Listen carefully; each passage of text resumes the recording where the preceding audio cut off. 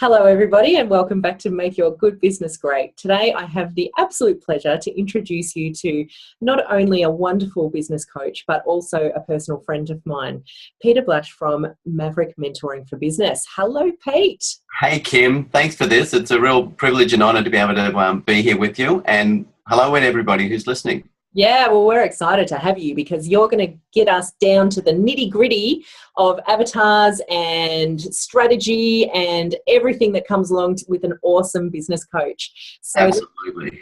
Let's get into it. Okay, let's do this. So tell us a bit about Maverick and the clients that you serve, Pete. Yeah, okay. So Maverick is further on when we're talking a little bit further, I'll tell you where the Maverick comes from, but it's it's part of who I am and what I do. And so being in business is about being authentic and being true to yourself. So when I was designing the business and putting it together, it had to be Maverick because that's who I am. And so the clients I work with are those sorts of people. It's people who want to make a difference, people who want a business that has purpose and meaning and something that they can be authentic in, because having a business is about creating a product and selling it, but it's also something that is a reflection of us. So my clients come in two ways. I work as a business coach where I'm working with clients to build their business, either as a startup from inception, or I'll come into a business in their life, in part of their life cycle at that point where they've just about plateaued, they've exhausted all the stuff that they know, and they've plateaued, they're about to decline, and they don't know how to grow, but they've still got the potential to grow, but they don't know what to do. So my role is to come in and to be that disruptor. My job is to disrupt what they're doing because I've got to break patterns. And then we talk about the innovation, which is all about the Maverick. We've got to look to innovate because part of a business's life is they've got to have innovation as part of their growth strategy. Yeah. And so that's where we play in that arena. And then the other one is that I do mentoring for business owners or directors of companies.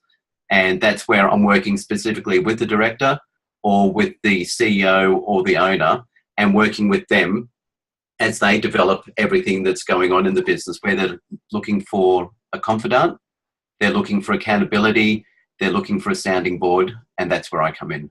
It's great, isn't it? Because we're all looking for that, you know. Yeah. Our husbands and wives are sick of hearing about it. And that's the reason, and that's what it comes up to. They're going, I want a relationship with my partner as a relationship, not somebody who's going to solve my problem. So I'm kind of like the vanguard for them. So I'm the one they come and dump on and talk about business to. So then when they get home, they talk about business, but they're not solving problems. They're just chatting. Yeah. And that just frees up their headspace and gives them a great weekend. Yeah, that's right. That's right. What we all want, isn't it? Absolutely.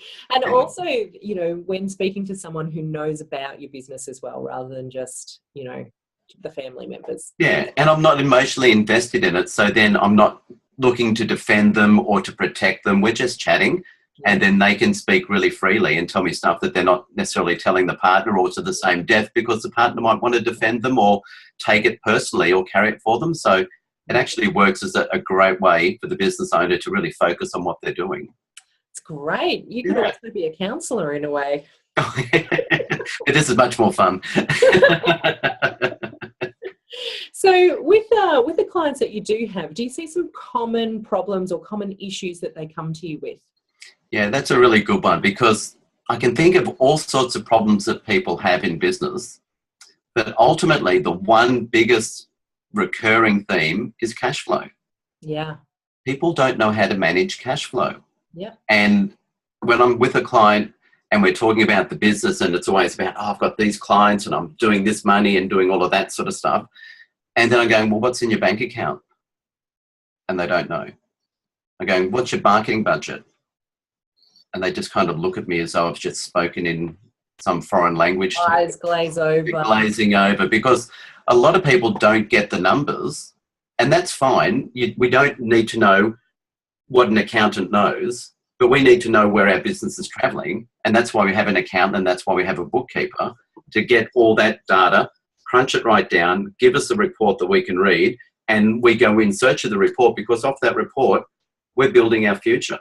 Because then if you know your numbers, you know what decisions you're going to make that is going to move the business forward. But business owners are predominantly living hand to mouth, and they're managing crisis more so than developing a plan or a strategy for innovation.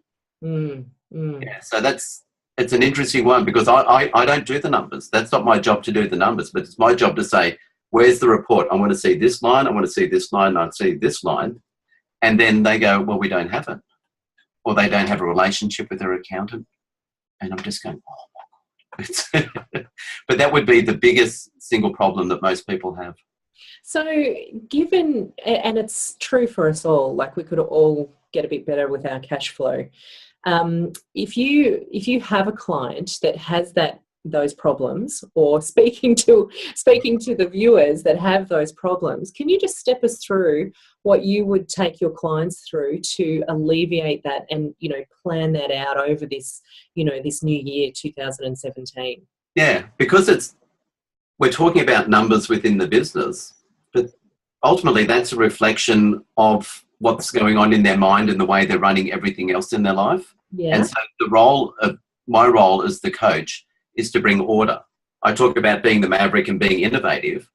However, to do all of that, we get very systemized, we get very precise, we have strategies, we have plans, we map out the year, we map out every week, we map out what we can, because then the more we understand about what we're doing and why we're doing it, well, things will flow through. So my role to manage the cash flow is look at, okay, what's the cost of acquisition of a client?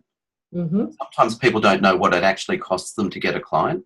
Absolutely. And that is whether you're selling a product or whether you're selling a service, that has a cost to you in terms of the time you spend, to the money that you invest in your marketing, running your car, your phone, your office, all of that. There's a cost that's involved in getting a client on board. And lots of people don't know what that costs. And they can go, I got a client today, but that client might be worth $1,000 or it might be $3,000, but they don't know how much it costs. So it's not about, making this much money, because what's the profit after you've taken everything out? And I've sat with clients and they lose money every time they sign a client because they haven't actually factored in the cost of what it takes to get them there. So what sort of things should we be looking at? You've got to look at the efficiencies within the way you spend your time, because if we run around, if we're a service provider on the time, we've got to value ourselves. That's a great way to put it. We've got to value ourselves, and we've got to value our time, and then we've got to value the person that we're talking with, because we go, we're just going to go and talk. Well, you've got to have in your head, you've got to answer the question, for what purpose? For what purpose am I on the phone to this person? And we want to know the result that we're going for before we take the phone call. We want to answer the question, for what purpose am I meeting this person? For what purpose are they coming into my office? And we have to answer that question before we're with that person, because then when we're with them, we know why we're talking. And then once we've achieved that, or if it doesn't look like achieving it, we can stop the conversation. Yeah. Because some people will talk longer because they think, I'll give more value. Or I'll book an appointment for an hour, but end up speaking for an hour and a half because we just got on and had such a good time. But, I'm like that. I don't know about you, but, I'm friendly with all my clients, and some I have friendships with, but I don't go into business to make friends or I mean that in the nice way, but, you have your friends that you do friends. That's a lovely outcome. Yeah, it's a lovely outcome, but it's not the purpose. The purpose is to sell a product or a service. And are we doing that? And if we're not doing that, or moving a client to that, either helping him to make a good buying decision or stopping him from talking to us any longer because clearly they're not going to make a purchase. That's the real strength in just having that awareness and knowing what we're delivering and always answering the question, for what purpose? And so when we're looking at the cost of getting a client, we should be valuing our time there. Obviously, any advertising that we've done. What else would we be factoring in? Well, in terms of your time, it's the time on the phone. Like lawyers do it brilliantly. They're charging you for every 6 minutes or every 15 minutes. We have to have a similar mentality. Not that we're going to sit there and charge the client. No, this is just about that mindset. And go, okay, if I'm spending time talking to client A, that means I'm not talking to client B. The client B might be a really hot prospect. If I'm talking here, what's the point? So we put it together a spreadsheet, and we factor in and look at what that person's doing. Are they traveling? Yes. Well, then that has a cost. Are they on the phone? That has a cost. And then if they're traveling, there's a car, there's everything that's going along with that. So we get a round figure because we go through the numbers, crunch a number down and go, okay, this is your per kilometre rate for a car. Put that in. And we go through and get some good numbers. And so then everything that relates to you talking to a client, it's a hosting, it's your telephone, it's everything that you can think of, whatever technology you're using to get that client. And then going, okay, that now has a cost. And I've got that much, that I've spent that much. And then you look at your products and going, okay, is my product a worthy match to the time and effort that I've put in? Yes. Then it's a great way to then reverse engineer what you're selling and going, what am I selling? In terms of your service or your product, is it actually matching the effort? Yeah. So, yeah, I have lots of fun, but it also takes quite a while to get there sometimes with the client because we've got to break through some limiting beliefs. Yes. We've got to get a lot of data and they've got to get it. And sometimes people don't want to do it because they go, oh, it's too hard. I'll just onboard this client and just don't worry about it. And you go, that's fine, but they're not growing a business. They've just got themselves a very expensive job. Or an expensive hobby. Well, yeah, exactly. Yeah. And so there's obviously a lot of areas of that cover off, in the business. It's as big as life itself. Oh, yeah, absolutely. What are the three big areas that you coach people within and move them through? Okay, so the first area we play in is timing. Because in terms of anything you do in business, the timing in the way that you launch, the timing that you go to market, everything is about that. It's never about the quality of your product. It's never about how much capital you've got. It's not about anything else because you can have all of those things going on. But if you've misread the market and you launch a product when your market's not ready for it, well, your product's going to fall flat on its face. So in terms of a big example, Airbnb, when they first launched, that was pre-GFC. And at that point, everybody's going, what do I want strangers in my house for? I'm comfortable. I don't need strangers living here and all of that sort of stuff. Fast forward to the GFC, when people start feeling the pinch and they're going, I've got a spare room. If I rent that out, I could make another $50 this week or $100 or whatever. And so the GFC then just opened a floodgate and Airbnb took off like a bullet again. Because then all of a sudden everybody saw the potential to make some money. And then Uber has done the same thing. At a time when people are sitting at home, they're wondering what they're going to do in between their spare times. They're going, oh, I can make some money. Just get a bit of spare change. And before Airbnb started, there was, not Airbnb, Uber. Where I used to live up on Mount Dandenong, there was a lady there who used to run a car service for her friends and people in the area. Yeah. Because they'd all go out for dinner and she was at home, she had kids and she wasn't doing much, wasn't drinking or, having a wild life. And so she would get the call at 10 o'clock at night, hubby would look after the kids or the kids are in bed. Yeah. And then she'd run out and pick up her friends from parties or the pub and drop them at home. So she was doing an Uber service before Uber came about because she saw the potential. She's going, well, I'm sitting at home anyway. Yeah. If I can make an extra $20, $30 just by running out and picking up some mates, I will. And she ended up doing really, really well just by being ready and having that right timing. Right. How seeing the opportunity. How terrific. Yeah, so you can go from the little girl down, up on the hill to that. So it's timing that really makes the difference in anything that you've got going. And so there's a whole unpack on that we go through in terms of working with clients to make sure that we understand the avatar. And we'll talk a little bit about that later. Sure. The avatar being your ideal client, you need to know who they are. And so the other thing that we work on is that disruption. And me being the disruptive influence in somebody's life, I've been that all my life. So, it's only natural that I continue it in my adult life. But that means that I'm breaking patterns. My job is to break the patterns, to look at the stuff that you're doing and going, why? Okay. And that's the objective. Yeah.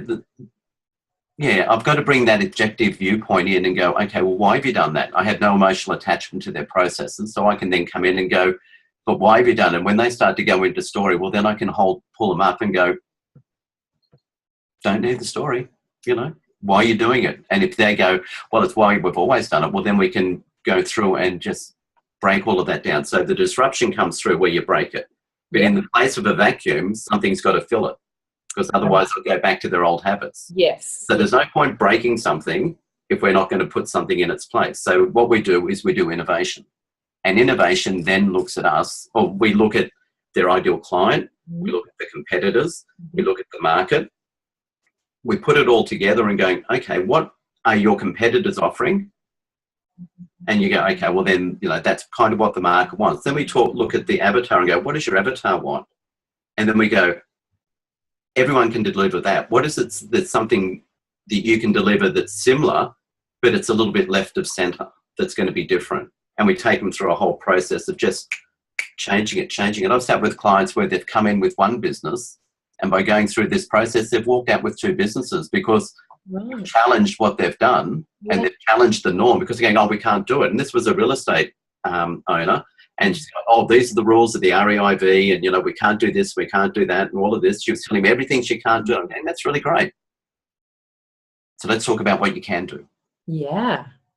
And so we held that space and we talked about it. And after about half an hour, she then go, oh, maybe if I did this and twisted it with a little, didn't change any of the rules, but it just took something a little bit left of center, she walked out with the second business. How terrific. And isn't that the beauty of having a mentor too, Pete? Yeah, and it was really good because it didn't increase her workflow. She ended up with 2 businesses and still was able to manage them within the same work time. So it's not about giving you more to do. Yeah. It's just you're going, how can you make more and still do the same, if not less work? Yeah. And even just that idea of, doing what you're already doing, but doing it better. Yeah. And that's the innovation. And for any business, innovation has to be part of your marketing plan. Like in the beginning, innovation sits around about 30% because we launch and we've got the product and everything's going great because we've got that product. But after about 3 years, you haven't got new products coming in. If you haven't got new things going on and you're not innovating, your business gets to that point of decline. Right. So for a business to be really successful, they've got to have 50 to 70% of their marketing mix as innovation. Okay. And they've got to be looking for new and different ways of doing it. They've got to be reinventing themselves all the time. And what's the offering, and being in touch with their avatar and understanding what they want. So they're fun conversations and I really love them. Yeah. Oh gosh, I love the innovation part of business as well, to the point where, I have to put things aside. Not enough time, but that's definitely where I like to live. So talk to us. You love, and I love talking to you about avatars. So can you tell us all, a bit more about the avatar? How long do you want to give me? I know. All right, I'll nutshell it down as much as I can. So the avatar is our ideal client. It's a representation of everybody that we work with, given a psychographic profile. That means we give them a name, we give them a whole lifestyle. Do they have a partner? Do they have children? Where do they live? What work do they do? So we invent this fictional character that we call our avatar, and we'll end up calling him Bob or Jane or Bob or whatever. And it becomes, it all becomes a representation. So it becomes an archetype of the people that you want to do business with. Yeah. So the purpose of that then, because we look at questions like, what are your fears, or what are their fears? Yeah. What are their challenges? Yeah. What are their aspirations? What social media sites do they go to? What's their favorite color? What are their values? And on and on. Everything you can break down about that client, we go through. So I want 20 answers where applicable for each of those questions, and we break it down, and then we break it down, and then that ends up forming the copy of your whole marketing plan. It gives you the language on how to communicate to your client, because then you're getting everything. You'll know more about your avatar than you will about your partner or your best friend when we go through and really grill it all down. And that's what you want to do, because this person is somebody that you're going to be joined at the hip with, 8-10 hours a day in one form or the other. Yeah. So wouldn't you want to get to know them? And so the whole idea is, the more we understand them, so when I'm working with a client, they're going, I've got to do a Facebook campaign.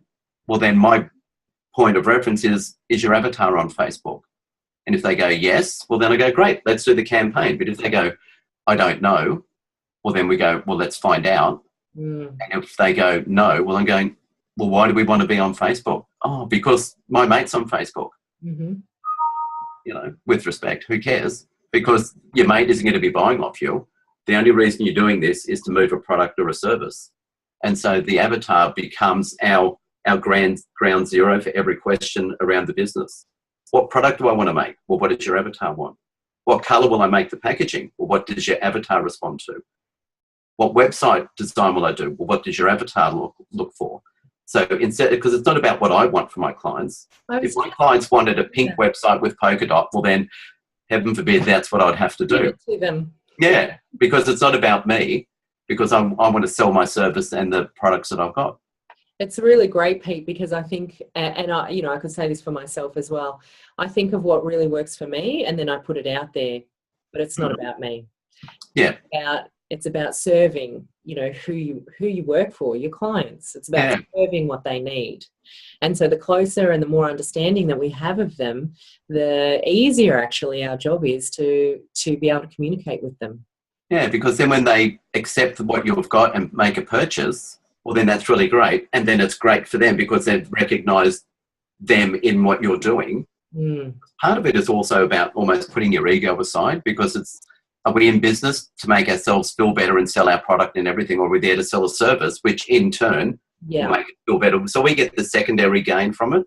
Mm. But if it's all about us, well, then we'll make a website that looks, you know, that we're pleased with, that looks good for us, and then get frustrated because we can't make a sale because the people who want to buy our stuff aren't being attracted to what we're doing. Yeah. You know, we spoke about this just before we started recording, but one of the things that I did when I did my avatar was, you know, I thought about my avatar and I thought about who they were.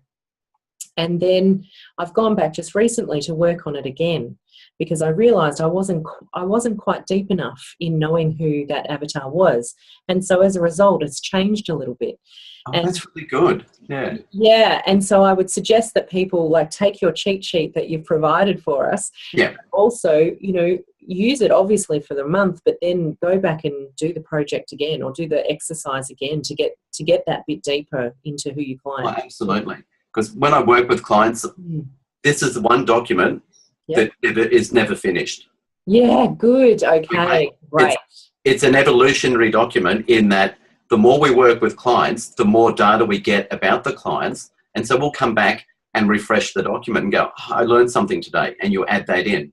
And there are times when you just screw the whole lot up and start again because you're going, I've got a better, you know, I've got different information. Yep. So you can discard and start again, which is brilliant because now you're in the zone of understanding your avatar. So therefore you're getting more information, then you do it again, or you're adding to it or amending it.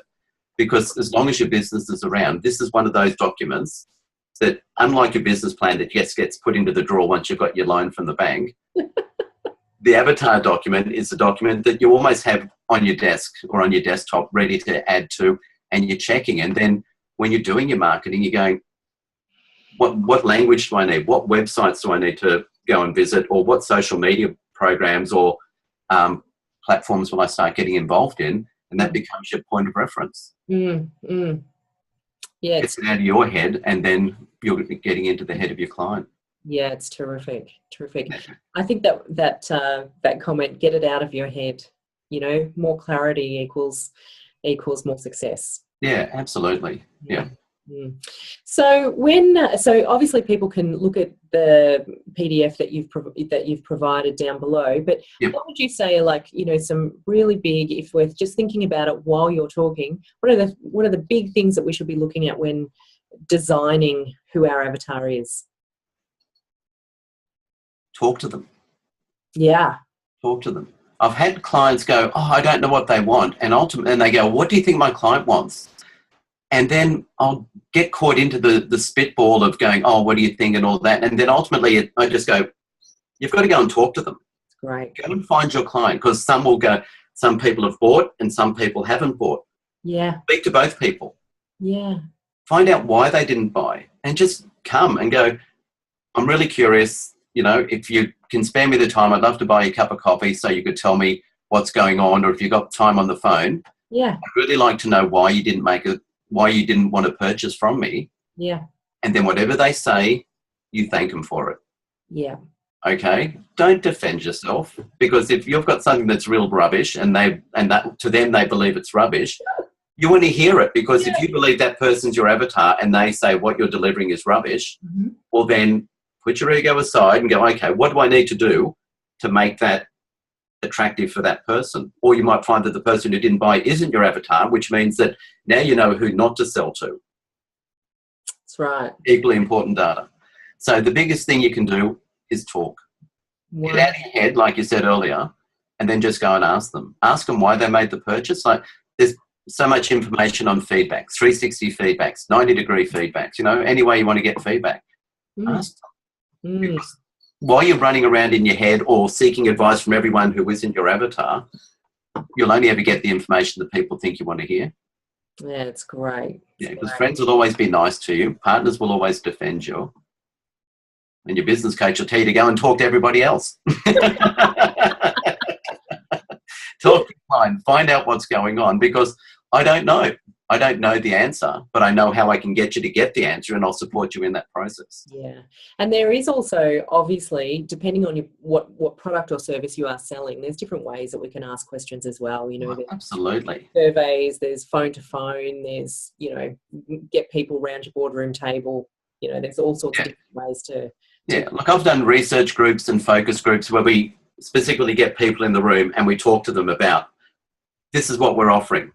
Let's have some objective feedback and let's get going. Yeah. The technology nowadays is absolutely brilliant. There's so many ways that you can garnish information that is really non-invasive, very approachable, and it's not time consuming. 3 minutes.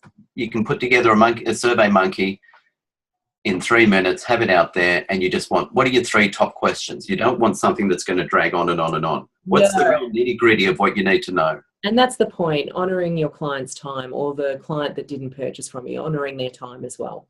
Yeah. And I ask all of my experts, Pete. Yep. Over the years, you've obviously read a mountain of books, or listened to a ear-bleeding amount of Audible books. Yeah. What's been the best business book that you've read, do you think? And you can give me a couple if you've got a couple. Oh, God, I do have a couple, but they work together really well. Yeah. So I've been in business since 80s. Alice. For a little while. Longer than I've had breakfast. So one of the first business books that I was given, or that came across my desk from somebody, was The E-Myth by Michael Gerber. Yeah, it's a classic. And I implemented that in my businesses back in 89. Yep. And I have done that, run my business off what he writes about in his business in that book ever since then. Yeah. I've run not-for-profit organisations that way, where you're working with volunteers and you've got to motivate your volunteer, not with a pay pack, but you've got to motivate them with desire and expectations and all sorts of things. Brilliantly. Not-for-profits, business models, and then the one that works both. So I call these my Bibles. You know, if there was only ever 2 books anyone was ever going to read, and this is what I tell my clients, these are the only 2 books I ever want to see in your shelf. But you can have others, but I want to see these 2. So one's The E-Myth by Michael Gerber, and the other one's called The Maverick. You know, what can I say? And that's written by a man whose name's Ricardo Semler. He's a Brazilian businessman, and that book was also published around the late 80s and 90s, and he just revolutionized the family business. The father retired as chairman of the board, moved on, and so he, through the succession plan, became the chair and the CEO of the business, and he just revolutionized the whole lot. He gave autonomy to the workers, so instead of being on an assembly line, he just went to the works and said, what do you want? So he now has a staff of over 3,000 people in the factory, has no HR department, and the staff rule and decide what they want to do. They decide when they want to have holidays, they take the sick time. Their productivity is off the Richter scale because nobody takes people take their holidays, but people don't take sickies. They become self-regulating. People are allowed to go to the board meetings, full access to the financial records of the business. Like, there's full accountability from the top all the way down. And he's one of the most successful businessmen around. And he hardly ever goes to a board meeting Because if his belief is that if I need to be making the decisions, well, then I haven't done the job right, and I haven't allowed my people to grow. Oh, yes, that's a great. So his whole hands-off approach. So he's sitting and looking on the business, which is why Michael Gerber does so well, because Michael Gerber is all about working on the business. Ricardo Semler is the living embodiment of that whole process of, instead of working in it, he's now working on it, and they have a phenomenal business and has been like that for decades now. Terrific. Yeah. And who at the moment, or who over the years, has been your guru? My guru. Well, one would be my dad. So he taught me a lot. Yeah. And showed me a lot. And so then the other one kind of runs an equal par. There's a man who's now both of them have now passed just in the last 12 months. So one was Wayne Dyer, and the other one is Joseph Campbell. So Joseph Campbell's a social anthropologist and just looks at the archetypes and the formation of society and culture and everything else. And to have a look at that, it blows my mind, because you see so much of it in business. Yeah.